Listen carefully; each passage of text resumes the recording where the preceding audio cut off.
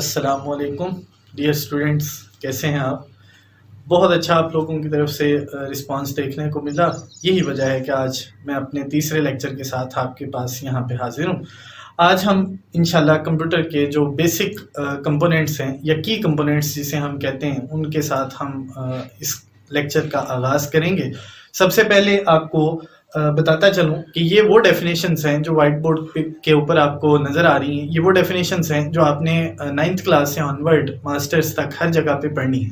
سو ان definitions کے اوپر focus کریے گا، اور یہ وہ ڈیفینیشنز ہیں جو آگے چل کے جتنے بھی ہمارے سلیبس ہوں گے ان کے اندر یہ لازمی طور پہ آئے گی. سو سب سے پہلے ہم بات کرتے ہیں ڈیٹا کے اوپر.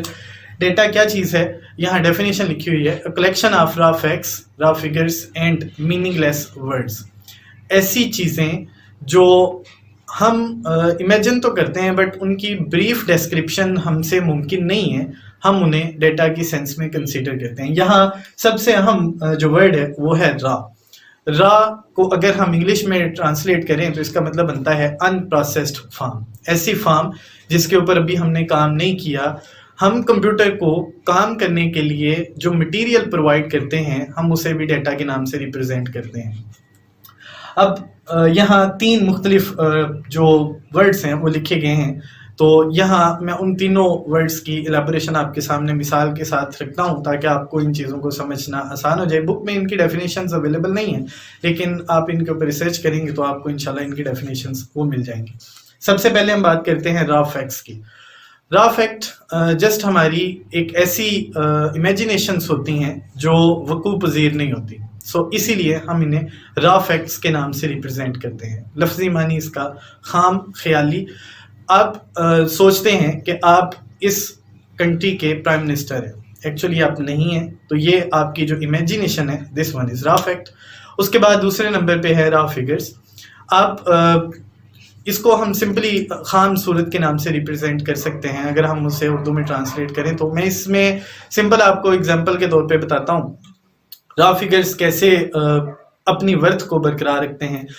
ایک مثال میں آپ کو دیتا ہوں. اس میں ہمیشہ ڈیفینیشن کے اکارڈنگ یاد رکھیے گا چیزیں ہو بھی رہی ہوتی ہیں اور نہیں بھی ہو رہی ہوتی ہیں. ایک ہی وقت میں دونوں کام اکٹھے ہو رہے ہوتے ہیں، ہم اسے را فگرز کے نام سے ریپرزینٹ کرتے ہیں. مثلا آپ رات کو خواب دیکھتے ہیں، سو خواب دیکھتے وقت جو چیزیں آپ دیکھ رہے ہوتے ہیں وہ ساری کی ساری ہو رہی ہوتی ہیں، لیکن جب آپ صبح اٹھتے ہیں تو آپ جس بستر پہ سو رہے ہوتے ہیں وہیں سے آپ دوبارہ اٹھ پڑتے ہیں. اس کا مطلب ہے ایسی امیجنیشنز جو ہو بھی رہی ہیں اور نہیں بھی ہو رہی ہیں ایک ہی وقت میں ہم انہیں را فگرز کے نام سے ریپرزینٹ کرتے ہیں. اور میننگ لیس ورڈز کی اگر ہم بات کریں تو اسکرین کے اوپر آپ کو مثال کے طور پہ یہاں پہ 3 لیٹرز نظر آ رہے ہیں، اے، بی اور سی. آپ بچپن سے انہیں پریپ کلاس سے آنورڈ پڑھتے آ رہے ہیں، بٹ آج تک آپ کو کسی نے بھی اس کی پراپر ڈیفینیشن وہ نہیں بتائی. تو ان کی ڈیفینیشن اگر ہم ڈھونڈنے کی کوشش بھی کریں تو شاید آپ کو مل جائے.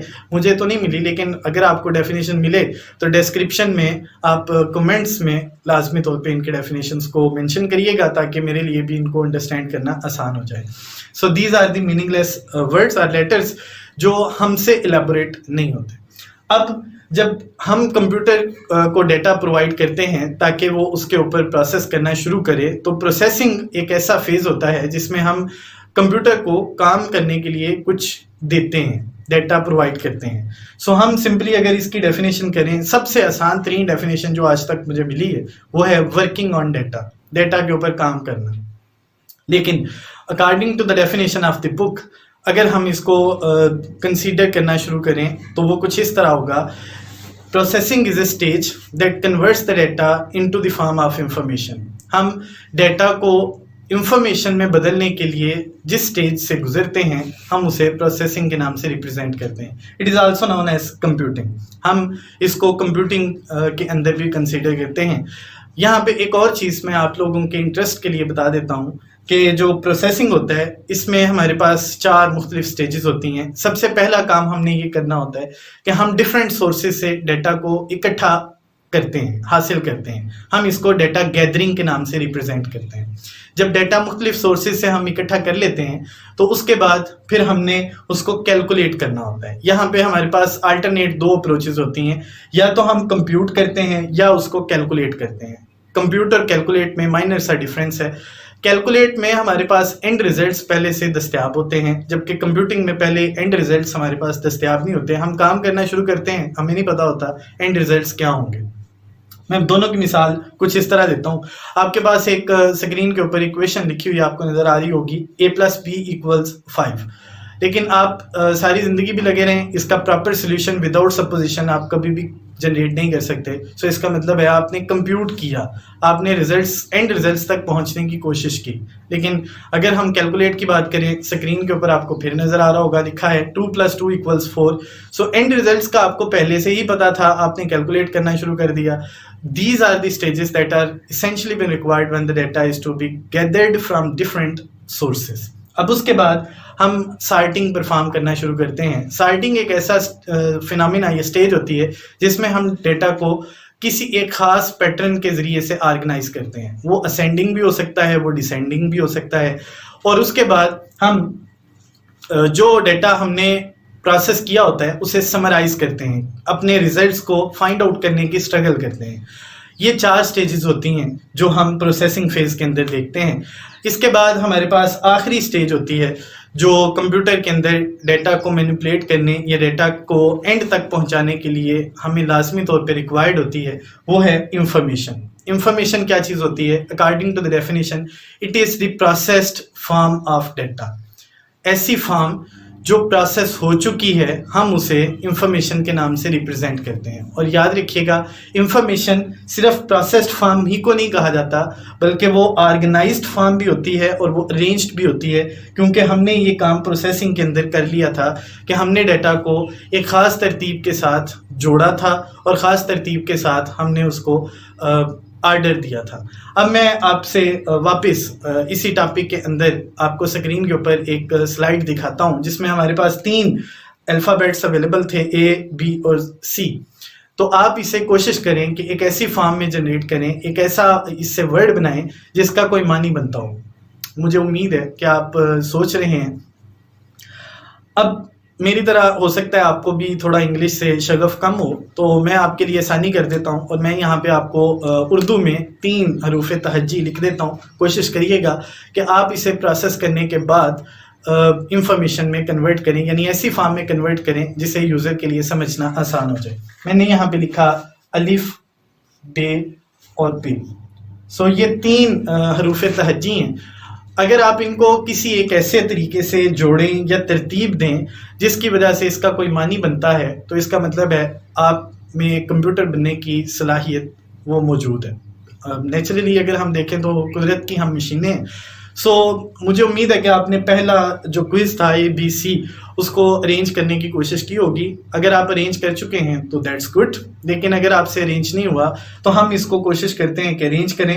اب اگر ہم ABC کی بات کریں تو یہاں پہ ہمارے پاس ملٹیپل پیئرز بنتے ہیں جن کو ہم اسکرین کے اوپر دیکھتے ہیں. ان میں سے پہلا جو پیئر ہمیں اسکرین کے اوپر اس کا بنتا ہوا نظر آتا ہے وہ ہے A، B اور C.